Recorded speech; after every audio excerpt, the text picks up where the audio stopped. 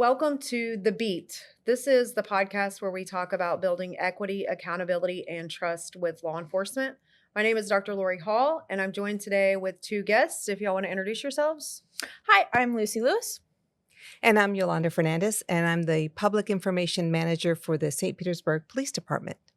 Thank y'all both for joining me today. Today, we are going to be talking about body cams and public perceptions.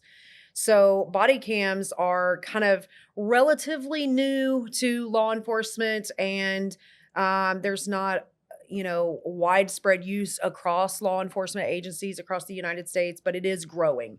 More and more agencies are adopting the use of body cams. And today we're going to be talking about kind of the benefits of using body cams for law enforcement, but also how body cam footage can maybe influence the perceptions that the public have of not necessarily just what law enforcement do, but also the individual interactions that they have. And so maybe if you could kind of give us an idea about how long St. Pete's been using body cams. We started using body cams in December of 2020. So we're about 5 years into it right now. Yeah. And at first, we had some reticence from the officers. Some of the officers really, especially some of the older ones, really didn't want to deal with that. They were leery about it. They're already under a microscope as it is. But actually, I would say now, today, if you were to ask officers if they like using the body cams or not, and I think most of them, probably 90%, would tell you that they definitely want the body cams. Yeah. And you bring up a really good point about the reticence to using it. I mean, I think for me as an individual, you tell me I'm going to put a camera in the classroom and we're going to watch you. Right. I'm going to be nervous, not necessarily. And I think this is one of the big issues that the public kind of has difficulty kind of grasping is, when they hear law enforcement are reluctant to use it, they automatically assume, oh, well, then you must be doing something wrong and you don't want us to watch, right? When really that's not the case. That I think most law enforcement officers, like you mentioned, like some of the older ones were like, this is a new thing in technology we've got to learn and that adds to our job. Even the younger ones are like, this is new technology. This is one more layer of things that we have to do because they already do a lot. They're already doing a whole lot of things, managing a whole lot of things because of policies that have been put in place, because of the expectations of the public, because of, like the government officials, and they want these certain things. And so, to think about this idea of being watched, right? Right. And the rules, when you have to turn them on, when you're supposed to turn them off, some of the privacy laws that you're not allowed to turn them on in certain places. So there is a lot to think about. And then at the end of the day, after they've had a pretty long day, they have to go back and make sure that everything, every incident where they were, every case where they turned the body cam on, it has to be logged with that case number. It has to be uploaded. Some of it's automatic, but not all of it. Yeah. So it is a lot more work. Yeah, I wouldn't want that. I Seems wouldn't like a lot of either. work. Yeah. And I don't think that like the public, the public is just so quick to say, just use the body cam footage and all of everything goes away, but they don't think about a lot of the things like logging and making sure, even the conversation around, I think a lot of the public takes issue with law enforcement officers' ability to turn it on and off, right? Because they see that as a way for them to distort or manipulate or, not show the things that they're doing wrong, right? But really, there are some situations that law enforcement go into that can't or shouldn't be. You shouldn't. For example, if they're going into a hospital or a medical clinic, they really have to be responding to an incident there. They can't just go into a clinic or hospital, talk to somebody there and be recording all that sensitive information, HIPAA laws, all that stuff. Also, if you're on a gurney and they've cut off your clothes because paramedics have to work on you, do you really want to be recorded on body cam? Yeah. So that's something that the officers know, that when there are paramedics working on somebody, they're supposed to, turn away unless there's a reason for them to be guarding the situation, so that the body cam's not recording the paramedics working on them. Right. So there are different circumstances like that that they have to keep that in mind. In general, though, if there's a true use of force incident, like a case where an officer has a complaint or something, and that body camera is not on the whole time, they have to answer to that. Right. There is Yeah. discipline. There, every single use of force case is reviewed by a sergeant, a lieutenant, a major, and it goes all the way up. So this is not something. I mean, they're under a lot of scrutiny. The body cams also will monitor the speed that you're traveling in. So if you're driving in excess speed and you're not going to a call, if you're just driving to work in the morning and you're late and you're going too fast because you're in a police car, it will trigger, and you have to answer to why you were going that fast. Yeah. And one of the points that you brought up that I don't think that we necessarily pay attention to is, whether or not some things can be recorded. And why this is important is because body cam footage is public property or public Record. public record, Public record. right? Not public property, public record, right? And so anybody can access this, right? And so if someone does a request for information, right, and they request this, do we want all of our personal things in some capacities, like you mentioned, like if a victim is exposed, Yeah, right? we would redact some of those things. Yeah. I mean, that's part of Florida law that allows you, if we go into a house, for example, on a domestic violence call, and there are children in the house, you don't want those children to be part of public record. So we do have certain redaction policies in place, not the incident, but maybe some innocent bystanders whose faces don't need to be on there. An undercover officer, for example, we would redact that. So there are some protections in place for situations like that. But in general, people have to be aware that the cameras, if you're in any kind of a active criminal situation, if they're responding to an active crime, those cameras are going to be rolling.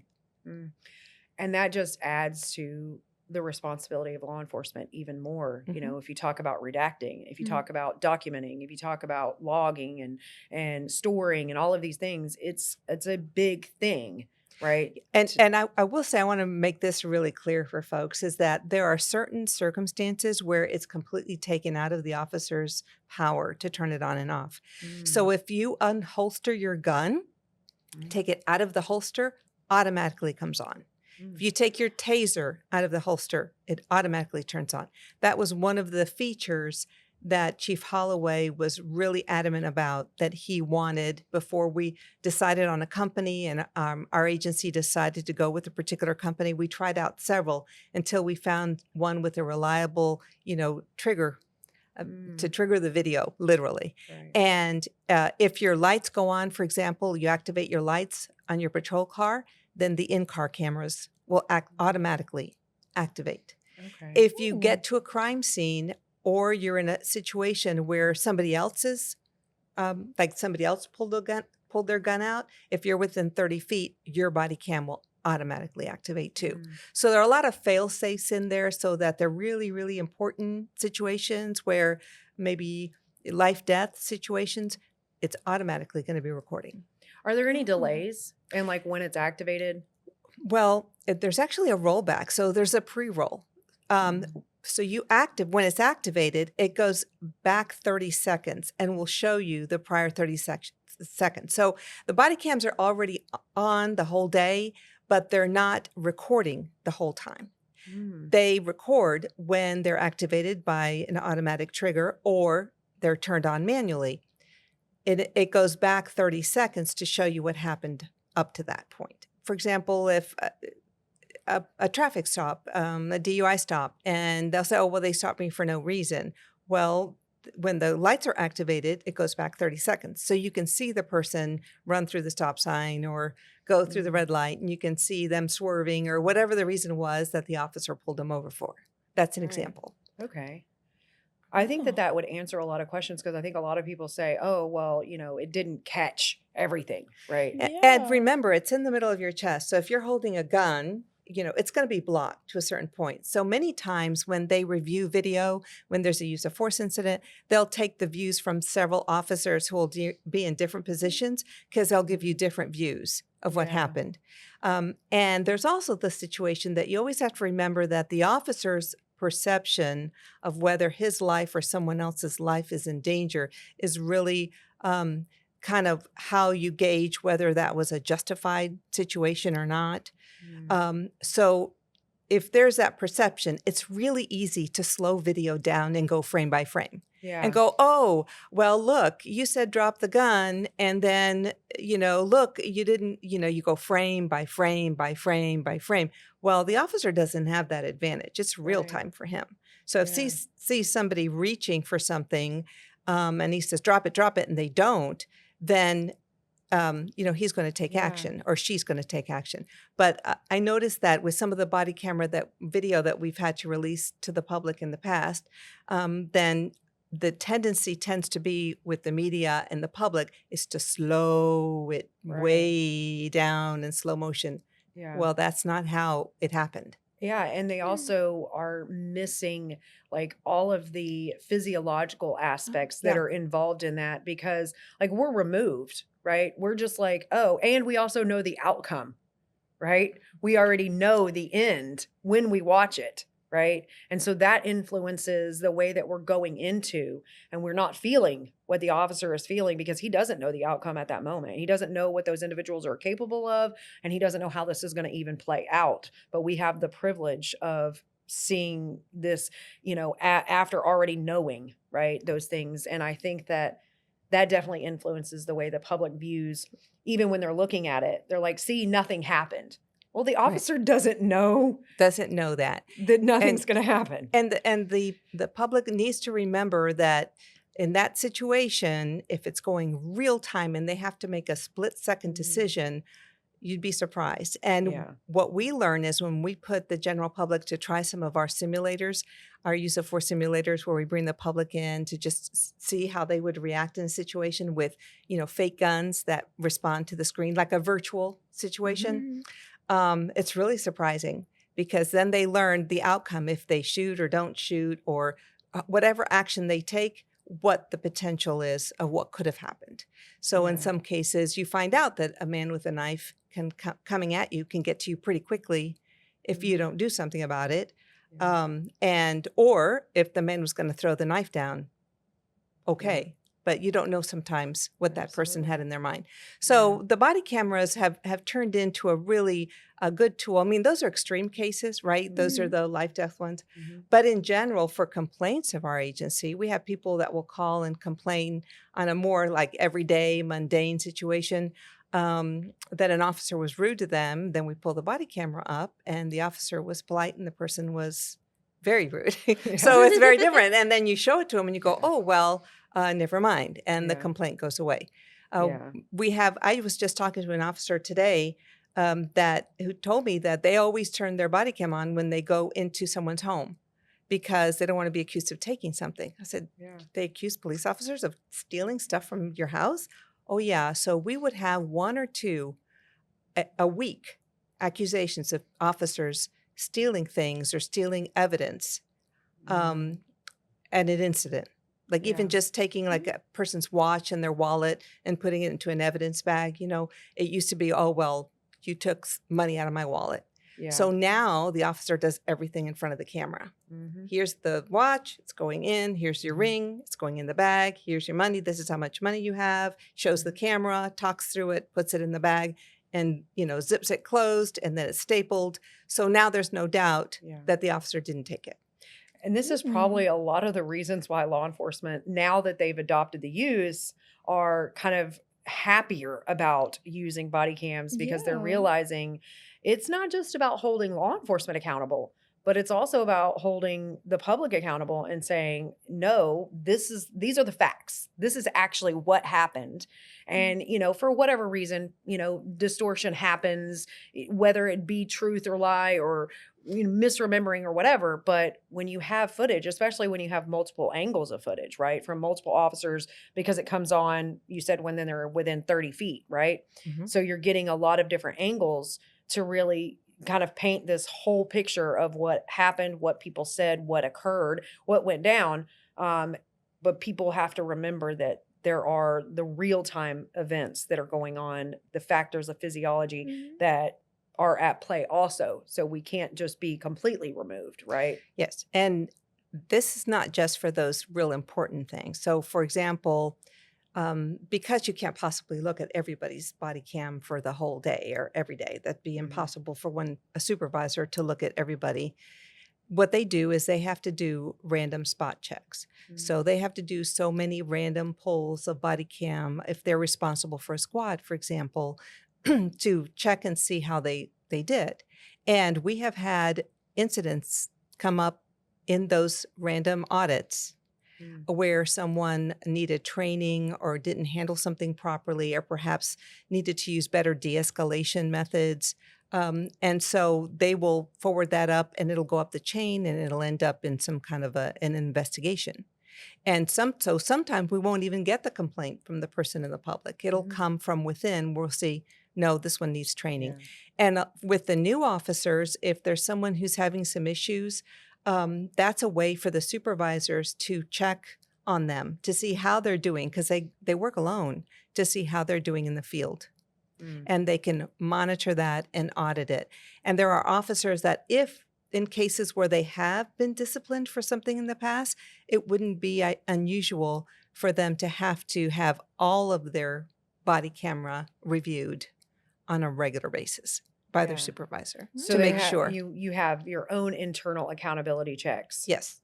Yeah. Okay. So it's not just the supervisors, but then the Office of Professional Standards, which is what we call our Internal Affairs Division, but people know that from TV.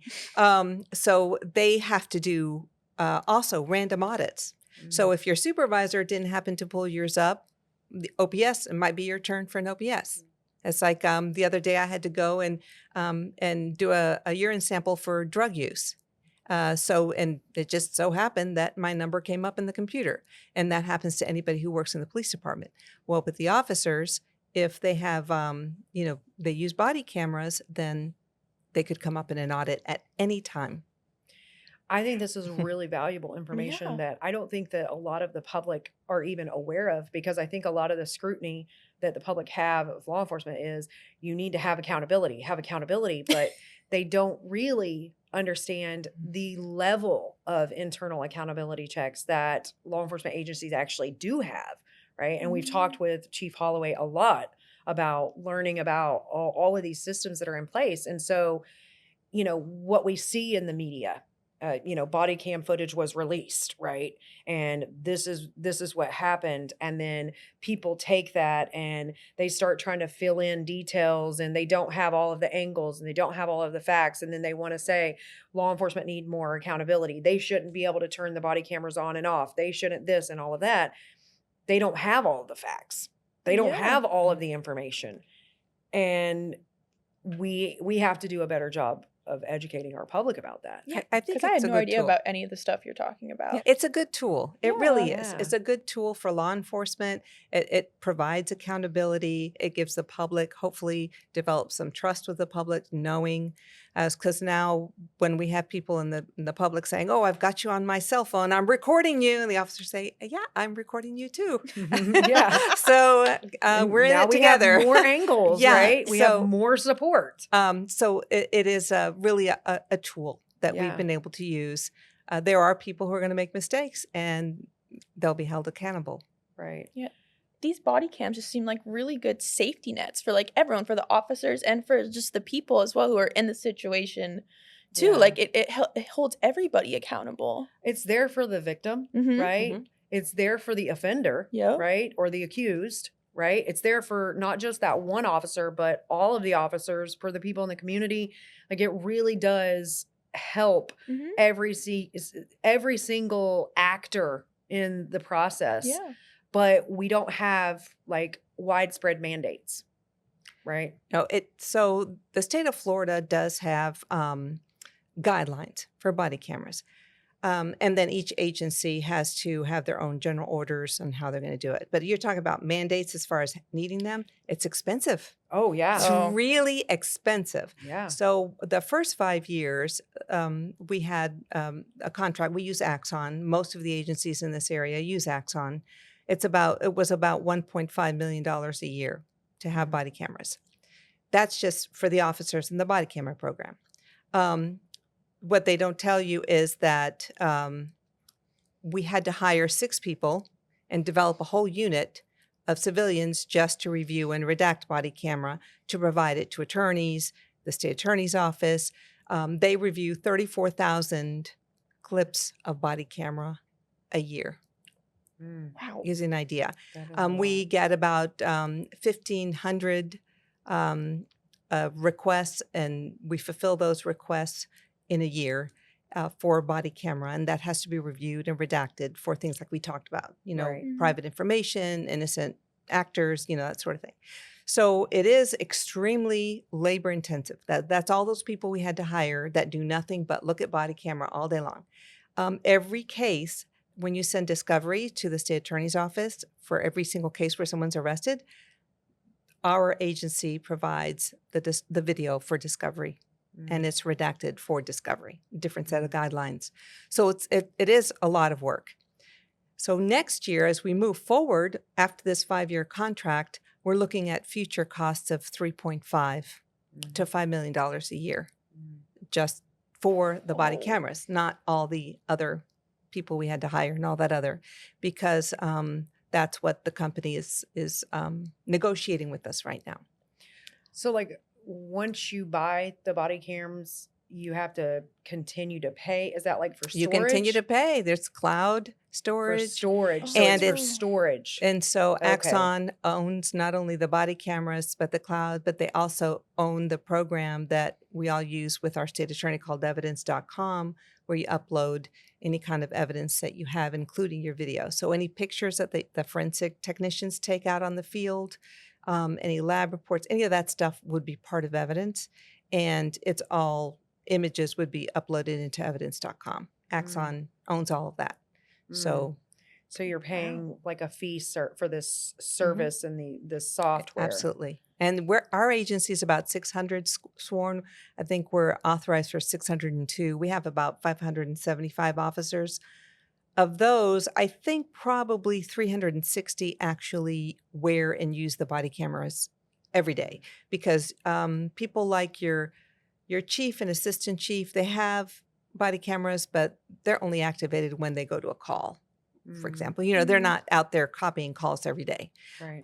The detectives, for example, a lot of their work is on the computer. Their body camera usage is Mm. really not that significant. What about school resource officers? Do School they? resource officers have them, and they do? do record inside schools if they Okay. need to. Mm, And so sometimes they'll do interviews and they record those inside as well.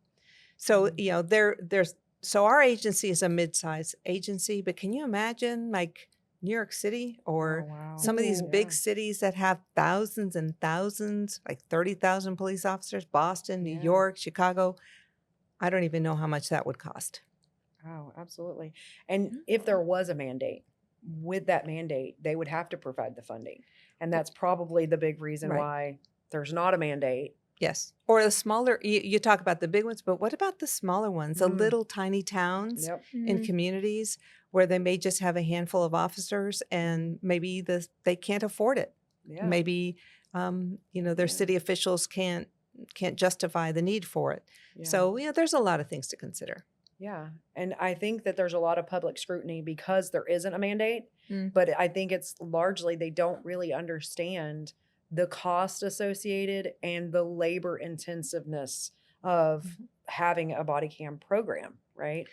I think at the time our mayor pretty much decided that it was worth it, and our city council decided that in St. Petersburg it was something that certainly would be worth it, because of the Yeah. public wanting it, and the fact that the technology was available.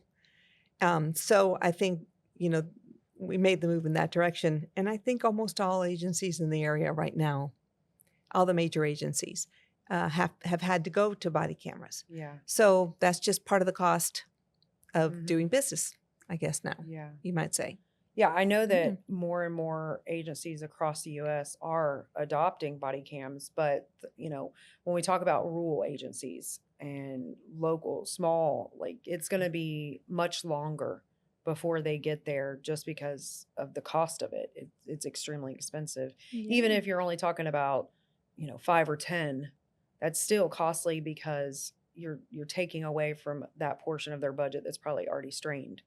And so like there is a lot that goes into body cam adoption, right? And the public, I don't think the public are really aware of the amount of money that it costs for storage. Yeah. One. I personally have never thought of it. I'm like, I know what body cams are. I don't have a I didn't have a clear idea of what they did. Like, you could turn them on and off, but like all this other stuff, like I never really thought of how this could go into getting them, like why we need them, and if you can get them, like Yeah. And can you imagine if you had a major incident? For example, remember the Las Vegas shooting where someone was up in the hotel and fired down at a music concert Yeah. and had a number of victims? Yeah. It's a terrible, Yeah. mass casualty kind of incident, right? I went to a seminar where the public information officers were talking that they had to dedicate a room of 30 people because all of the officers in Vegas ran to assist and to deal with this. And the public records requests were coming in. And just to deal with those, it took them months and months of having a room full of people working to go through all of that body cam footage to see Yeah. what could be released and what they wanted. And it's a lot of work. That is, yeah. And in something like that, where it's an inundation, right? You have to find the money for it. It's not like it's just sitting there waiting for you to use it. Like you have to find the money for situations like that. And so I think that, if we can work on providing more information to the public about it, I think that would be helpful. But I think that there's a lot of benefits to law enforcement agencies using body cams, like we've discussed, for all the actors involved. And I think that it just takes a little bit more of our media, I guess, maybe trying to say, hey, there are multiple angles and there are all of these other factors that are coming into play that influence these situations. And so you can't take it frame by frame. You can't take it out of context. You can't take it, without understanding Yes. these things. And you have to also be careful in perspectives on video. I know that I responded to a case where a deputy ended up having to shoot a woman who was coming at him with a knife from a driveway. And from the one camera on his car camera is kind of a fisheye camera. So it looked like there was a long distance from where he was standing in the street to where she was in the driveway. When you looked at it on his camera, you realized how close they were because of that fisheye perspective to try to capture a bigger area versus, this. And I know I was there and I thought, wow, they were really close. Why does this video make it look so far apart? Yeah. And it was because then you look and you realize everything's kind of stretched. The houses are all kind of looking kind of squat and everything's looking kind of stretched. But to the average person looking at it, you're thinking, well, there was a lot of room there. He didn't have to shoot her. You see the other camera and you realize, wow, she was right there. Yeah. So the different angles really do make a difference, but you have to have all the facts. And I think that that's the important lesson to learn with whenever we, hear any stories in the media, whether it be social media, even individuals taking their own videos, right? We're not even talking about body cams. We're talking about an individual recording these interactions. There are other angles. There are other things that you have to take into account and you have to consider. And so even with body cams, one is not necessarily a complete story. In fact, it's probably a very small part of the total story, right? And I've heard of people taking issue with like dash cams, for example, on law enforcement vehicles where they're not pointed in the right direction or they're not angled in the right way. And I've heard this from even body cams where, oh, well, it was turned or it was this way or it was that way. And you can't see all of these things. And all of those factors kind of influence that conversation as well, because people, they have this idealistic view, right? That, oh, well, you have a body cam, it's going to capture everything in the right way, in the right perspective, and it's going to tell the whole story. When in fact, it doesn't. It doesn't. And it could be inconclusive. But you have to take that along with people's testimony, witnesses, and the account of what happened. That was one of the reasons too that when Chief was picking the body cams, he didn't want one because there were some companies that wanted to give you like infrared or body heat, like special night vision body cams. And he said, no, I want it to record just like the officer is seeing it. Mm. Because why would you want enhanced video of something that the officer isn't seeing that Yeah. way? It's dark. Yeah. Let it be dark, just like the officer is seeing it, so that you have a better idea of what they were dealing with at the time. Yeah. Yeah, definitely. I don't know that I've ever seen any body cam footage though that was like infrared or anything like that. Well, So I wonder those if, were the initial companies that were offering, well, yeah, we can give you like enhanced cameras or cameras. And we all know that like even with our phones, older phones, the video's not as good and as yeah, crisp and clear and doesn't do as well at yeah, night as the newer ones do. A light makes a big difference on how cameras record. yeah, So, that was something that he said, we want it to be true to how people see it. And yeah. that way it can be fair to everyone involved. Absolutely. Yeah, Yeah. that's a good idea. Honestly, I would never Yeah. thought of it because you would think if it's night dark out, you'd want something with like a night vision to see, but the officers aren't seeing that. They're not Yeah. seeing it that way. They're not. Yeah. So a Yeah. lot of things to think about. Yeah. And it really has turned out to be, I think, for us, our complaints have gone way down. I think it probably works both ways. Maybe the officers are more aware that they're being recorded in their interactions, and now the public knows that they can't say something like, well, the officer was rude or stop me the- for no reason. And then the officers already, like, they're aware, Yeah. right? I'm being recorded. So it improves It improves their response. their responses and Absolutely. the decisions that they're even making, right? Yeah. They're always thinking like, this has to be done by the book. I have to follow the rules, and which that's not to say that they would otherwise. Sure. It's just, like I know that, when a law enforcement officer is behind me and I'm driving, I'm following all the rules, Right. like I'm making sure I'm following the rules. Mhm. Whereas maybe when they're not behind me, I'm not so aware if I'm speeding or not, or if I use my turn signal. But when they're behind me, I am. Well, or when you're talking to someone, what Yeah. you say, if you know you're being recorded, it might be a little different than if you think you're having a private conversation. For sure. So it does make a difference. I think it Yeah. does improve policing, and it does improve the trust, I think, all Yeah. the way around. Yeah. I agree. I think that we have to work through all of the kinks of, like getting law enforcement on board, getting them comfortable, knowing, how to effectively use it, whatever. And it sounds like we're doing a great job at St. Pete Police. Well, now all of the ones that are coming in, and you have to remember that a lot of the agencies are seeing the replacement of that baby boomer population. So more than 1/3 of our agency is been here with us maybe 3 years or less. Because we had this huge class, they call them the baby boomer class, that all kind of retired at the same time. Yeah. And that was a huge one. So now we had all these vacancies, and we have a lot of new young officers, Yeah. and that's all they've ever known. They're trained with the body cameras from the very beginning, and they're on board. Yeah. Any officer that started with us in the last 5 years. And a lot of officers who come to us say they came from other agencies that had them. So it's not new. Yeah. So, working through all of that, getting the public to kind of understand all the caveats to it. Yes. All the expenses, all the nuances will really work, I think. And it's going to make for a much better system with policing for both the public and for law enforcement. It's definitely going to improve safety. It's going to improve trust. It's already improving accountability. And it's really making some great strides in helping making sure that policing is moving in the right direction. One other thing I will say, that the video is automatically uploaded from the in-car cameras as soon as they hit the parking lot. They have no wow. control over it. Mm. And Yeah. the body cams, you can plug into your computer and have them upload, and it will automatically put that with the particular case incident if there are several other officers. Otherwise, then you do have to manually go in and label them.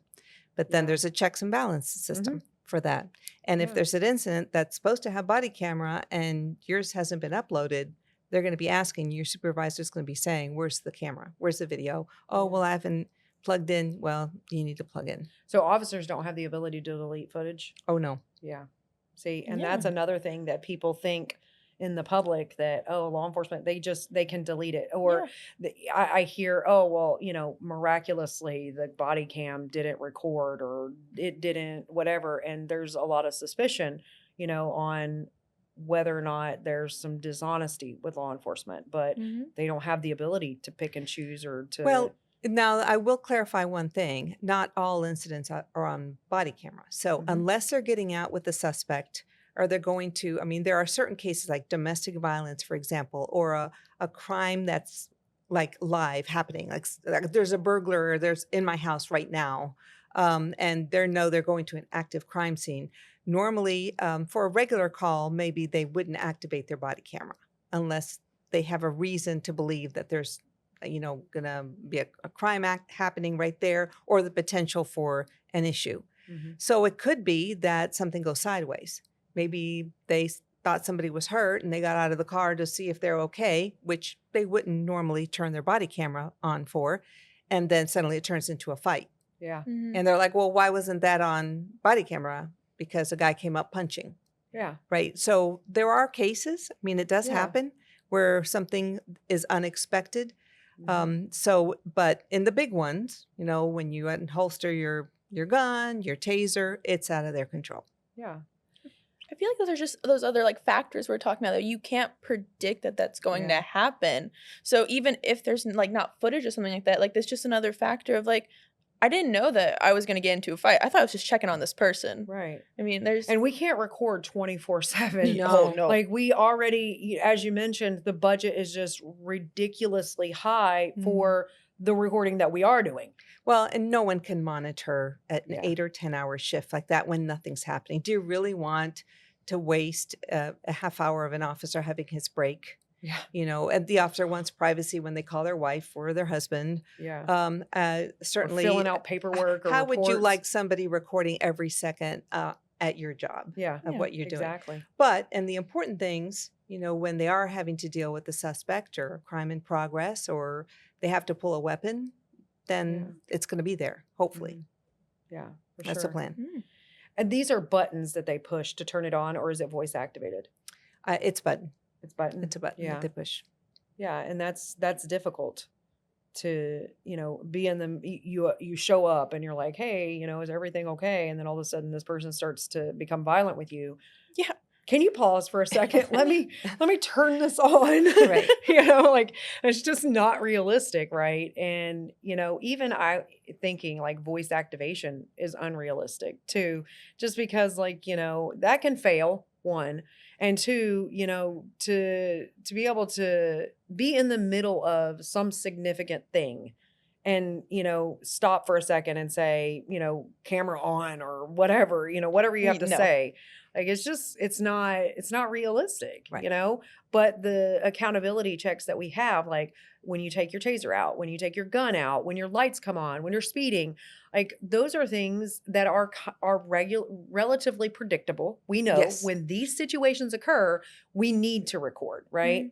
And to go hands on, like how do you can't really, there's no way other than someone to manually turn it on. And do you really want an officer that's chasing someone that's chasing you, right?